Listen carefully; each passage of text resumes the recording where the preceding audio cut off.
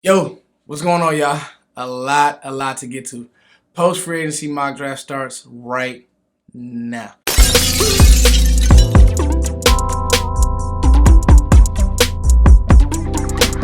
What's going on, Cowboys fans? I have kind of been off the radar, on Twitter, giving my thoughts, but not really on the radar when it comes to making content. I've been doing a lot of coaching, but I have been on the scene. I've done some work with Vach. I'm going to do some work with Joe Rod coming up here soon in a couple of days. But we got a load of show today, tonight. And I told myself I was going to do this 5-round mocker because the truth is free agency hit a lot of y'all like a ton of bricks. And there's been a lot of opinion. There's been a lot of I'm pissed at the Cowboys. I'm pissed at Stephen Jones. I'm pissed at Jerry. And I'll be honest, there's been some things that I've been very surprised at. But I also am one of those people that like to sit down, let it make sense, and let's think about why. Let's just find out the why.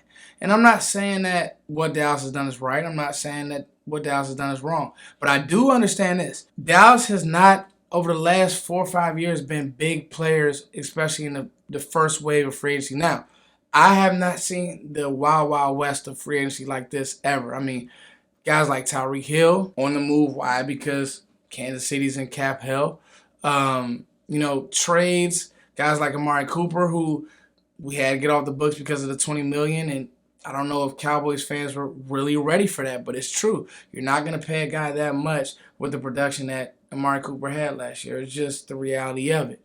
All over the league. I mean, look at the quarterback movement. The transfer portal in the NFL is just like, in the NCAA is just like the transfer portal in the NFL. Teams are going to get quarterbacks. They want to win championships. Think about what Baker Mayfield did for Cleveland. At least made them relevant. Bye-bye, Baker. Come on, Deshaun Watson. We'll give you half of Cleveland. Like little things like that. And let's recap the Cowboys free agency moves. I had to write it down. It's so crazy. Randy Gregory, no longer a Cowboy. Dallas fumbled that back. Cedric Wilson. And to be fair, I don't really know what happened with Gregory. It just is what it is with that situation. And that will go into some of these mocks that I do coming up here. But I don't know. Like, that's the one that really got me. Cedric Wilson, you can go. Lyle Collins, I love you. You can go. I like Lyle Collins. I think that we saved his career with all the stuff coming out of college. But the truth is, the guy practically took a year off 2 years ago because he was out of shape. And then last year, he was good, not great. Terrence Steele was clearly the better player last year, and Dallas developed him. And oh, by the way, they drafted him. That's why I'm here tonight. We're here to talk about the draft. We're here to talk about team building. Connor Williams, you already know. Bye-bye. Kick him. I love you, Connor. Bye. Dorrance Armstrong. He's still here on the cheap. J-Ron Curse got his money, deserved it. We gave him a chance in free agency, a later tier free agent. Look how he played. Look what Dan Quinn was able to do with him. Brian Anger, still here. That's a big pickup. Leighton Vander Esch on a 1-year cheap deal. I like it. Carlos Watkins.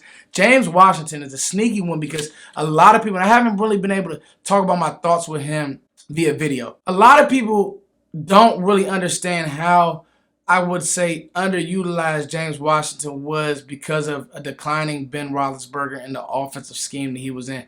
James Washington remember I said this, is an upgrade from Cedric Wilson.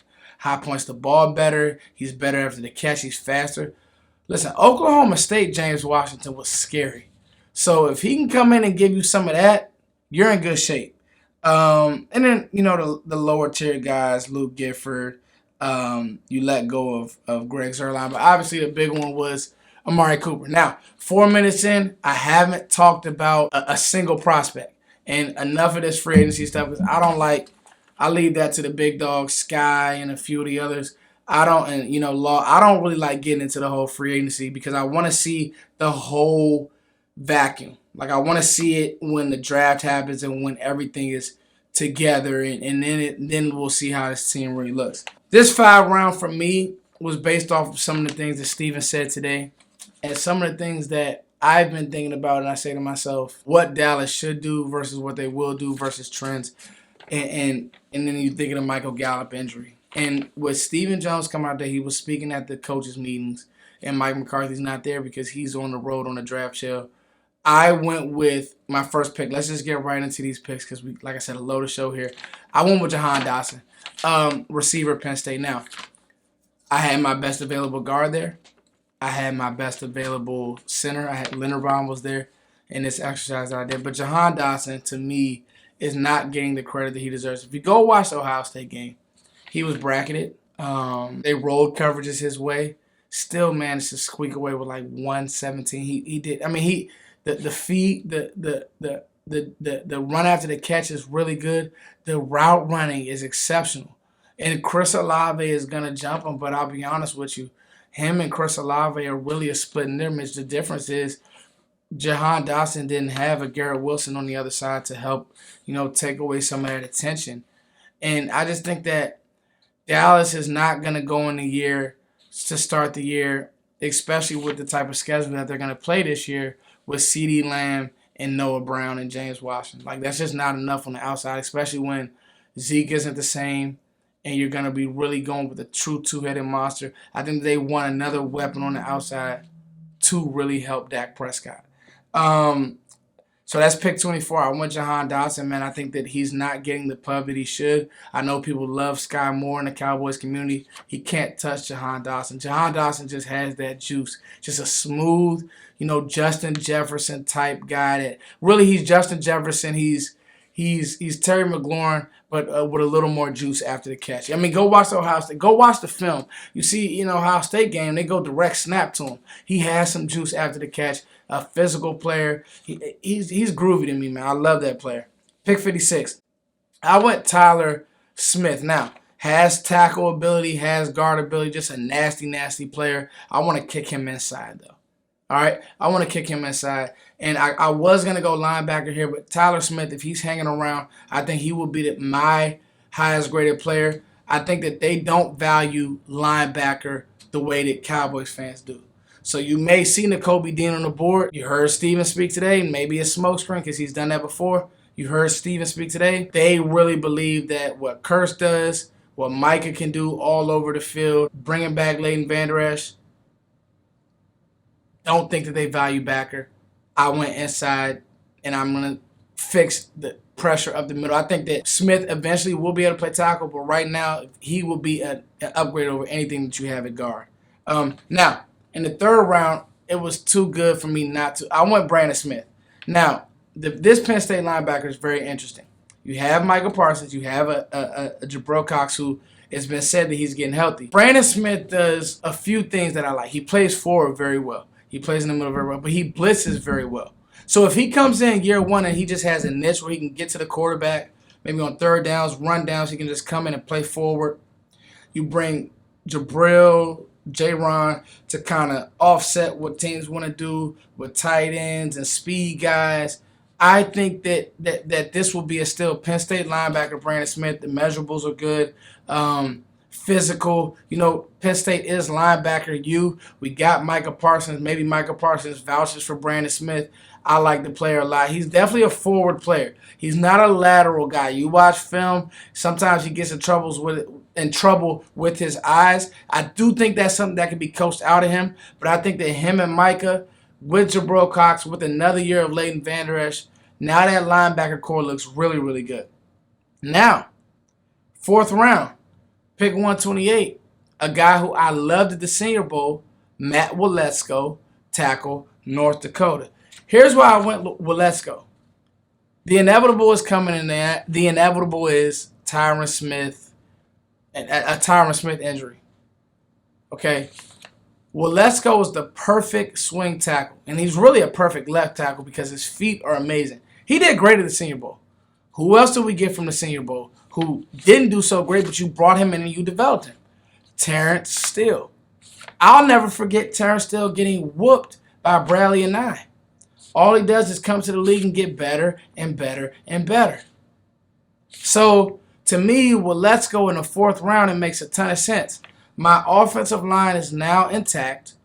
Okay? I wasn't able to hit edge rusher. I had no idea that I was going to be blindside. So, that's the only real issue that I'm left with. Now, I like Dante Fowler, another free agent that we're able to pick up. And I think that he helps you a lot. But I just, these edges, Sam from from Ole Miss. I like him, don't love him. I know he's been a name that a lot of fans like. I just don't love him. I just don't see it. The guys that I see it with, these are some of those guys. Now, 155, with all these fifth-round picks that we have, I'm going to get controversial. I want Hassan Haskins, guys. Running back, Michigan. Love the player, and you got to start getting ready for life without Zeke. I think that Dallas is going to have a decision to make next year. Tony Pollard is going to be on this team if it's me. Bring in another physical back, a downhill runner. I don't even know if Zeke's knee is going to hold up this year. I think he played through injury. He was hurt. I don't think that Dallas is going to let him do that because the truth is it hurt your team. Zeke didn't have the same juice. I love Zeke. Nobody loves Ezekiel Elliott more than me. I think that 2016 to 2018, what Zeke did was incredible. But those years are gone. Years are gone. You bring in Hassan Haskins. You bring in a player who can get downhill with Tony, who has that juice. I like it. This is one, to me, though, with pick 167. I went Cole Turner, tight end, Nevada. And this is one kind of like to offset and really add some more juice to what you already have in Dalton Schultz. You paid Dalton Schultz, obviously, because you trust that what he's available. He's not he's not the receiver. I like Cole Turner as a receiver. Cole Turner's probably already a better receiver than Dalton Schultz. But Dalton Schultz is a little more physical, and he misses a few blocks, but he also makes a lot of blocks. I thought John Owning did a great job on Twitter highlighting that, a guy missing a block a game doesn't mean he's a bad blocker. No, I do think that Cole Turner will have to do some work in the run game, but I think he's a steal in the 5th round. And then pick 176 and 178, I went back-to-back defensive player, edge, Dominique Robinson, Miami of Ohio. I like the player. I think that he can come in and be a rotational guy. And then pick 178, I went Verone McKinley, safety, Oregon. You don't know what's going to happen on the back end.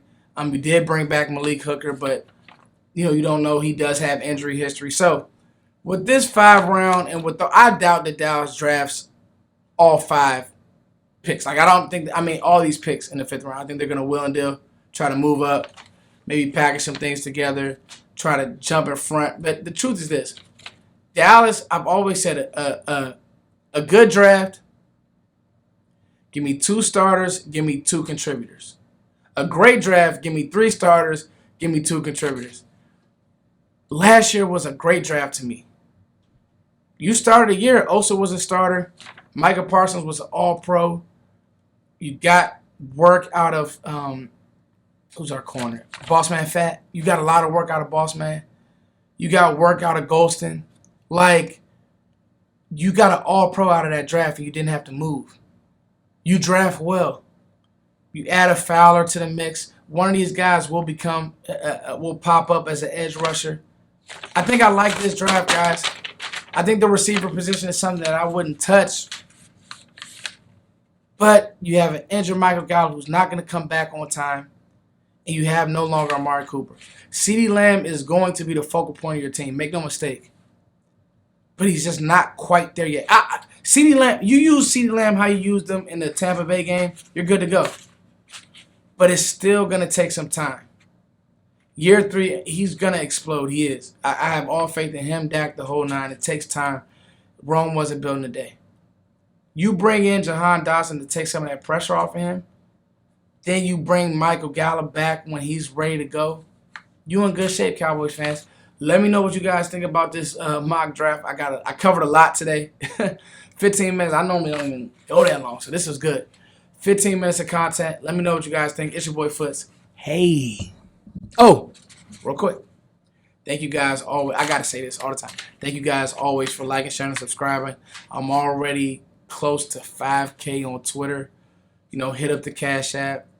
Thank you guys, man. I can't do this without y'all. I haven't said that in a long, long time, but I really, really mean it. Positional rankings coming soon. I've been slow on my positional rankings this year because I'm still gathering so much information.